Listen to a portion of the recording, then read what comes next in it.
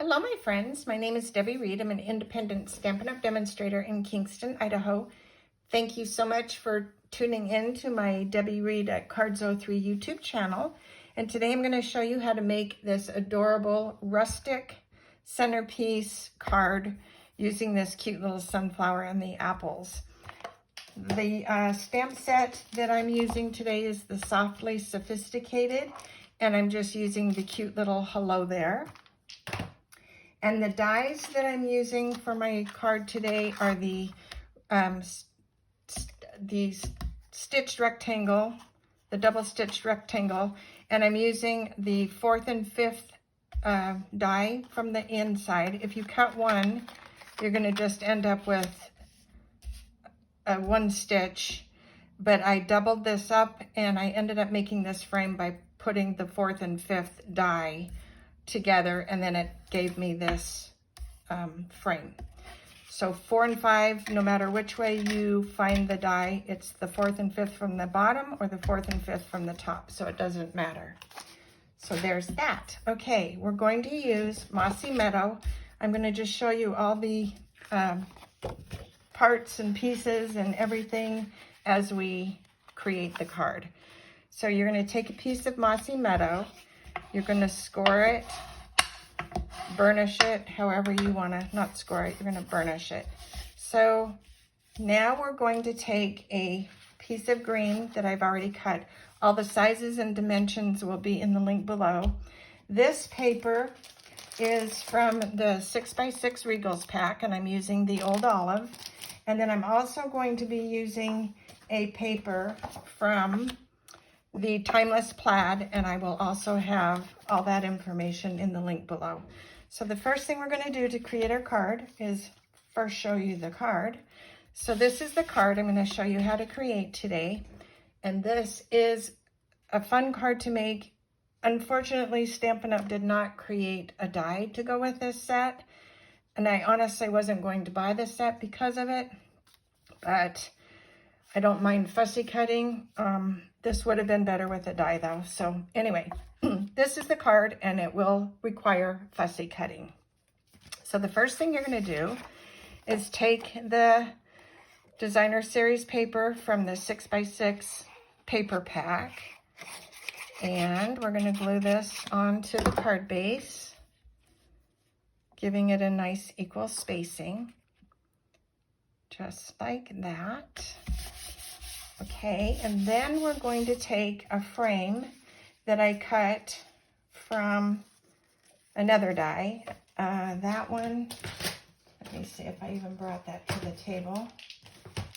There it is. And this is the die, and I do believe this one was from the Gallery of Blooms set. And so I cut this out of Timid Tiger, and we're going to go ahead and glue that onto the card base as well and center it.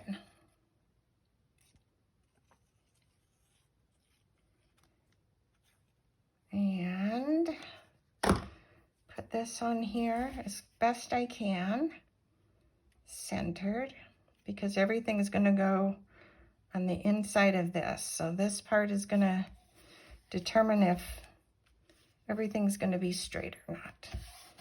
Okay, that looks fine. Okay, then we're going to take a piece of Very Vanilla that I cut to fit on the inside of this. And I hope this is looking straight. I guess it is. Too late now. It looks fine. Okay, so we're going to put this on the inside. And right now it's just a whole lot of nothing. We're just building this frame. So that is going there. And then we're going to take our lots of paper, but it makes sense in a minute. Then we're going to take our next frame. Let's just do that because this will fit. Let me see. No, we're going to do this. Okay, we're going to put a little bit of glue around this plaid. And you don't need a lot, but you do It's easier this way. It keeps the glue off your fingers rather than gluing the actual frame. So we're going to put the frame on top of this from corner to corner. And there we go. No glue. See, that way's better than trying to glue the frame down. So this has to sit just for a second. And I can scooch this in so you can use your little checks to see how well you're lined up.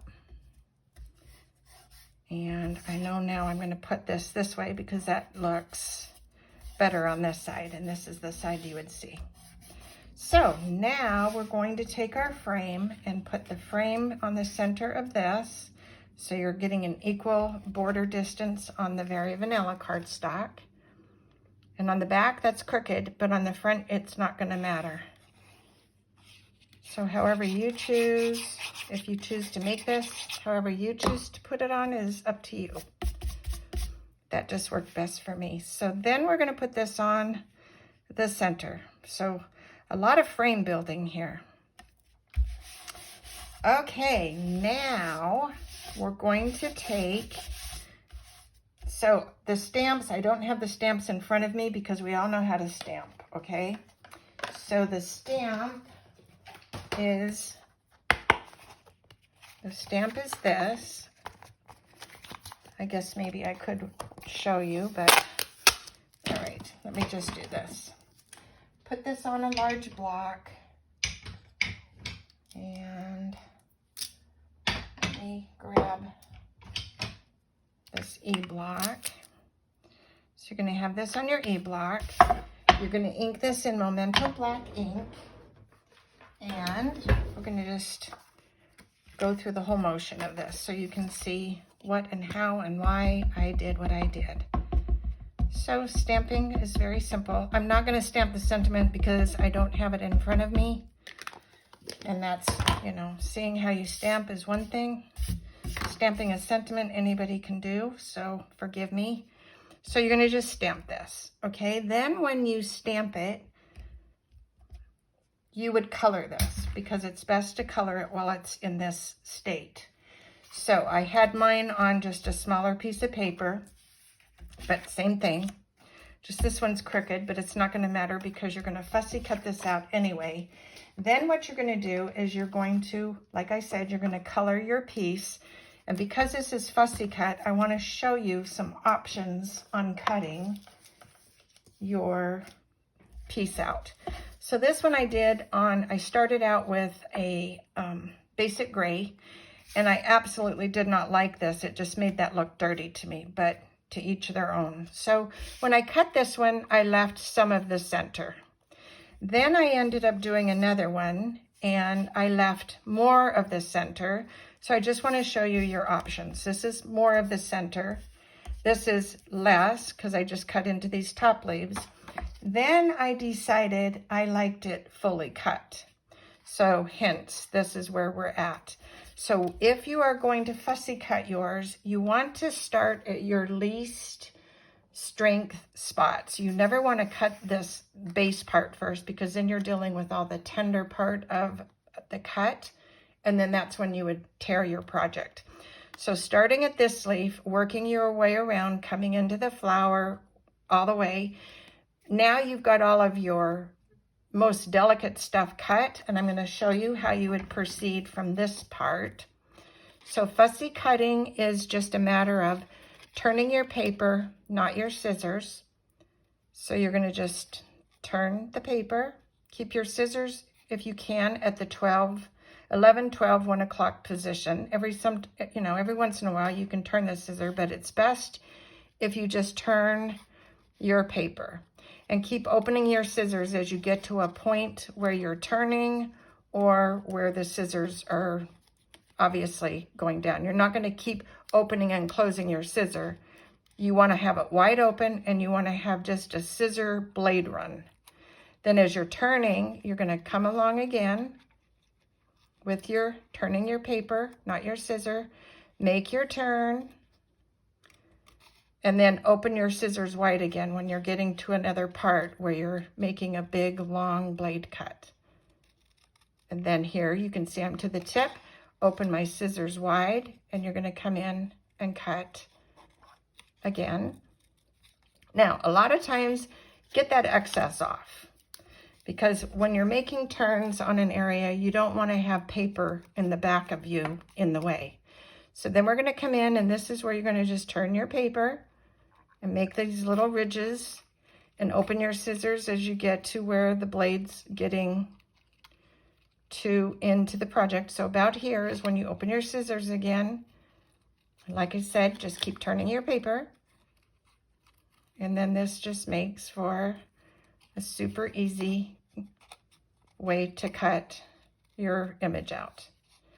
And when you are doing this upper piece that I had done ahead of time, just take your time.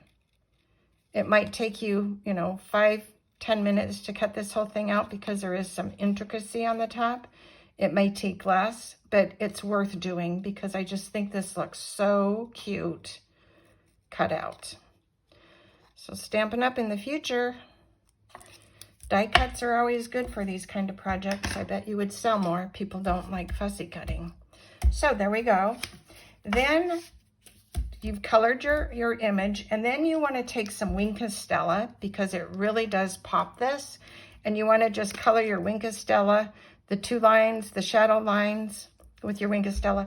Do some dotting in the center of your flower, and I'm telling you, it makes it pop. So now, at this point, you're going to take this image and we're going to add dimensionals. So I'm doing the large dimensionals on the bottom, just staggering here. Whoops, too close. Don't want to see that. So we're going to put like 4 of them on the bottom, and then we're going to switch to minis. And we're going to put the minis on here. So just to keep this balanced is all. And on a few more little spots here. And right there. Maybe one more here. Right there where it's not seen. Okay, then we're going to take my little pick tool and pop these off.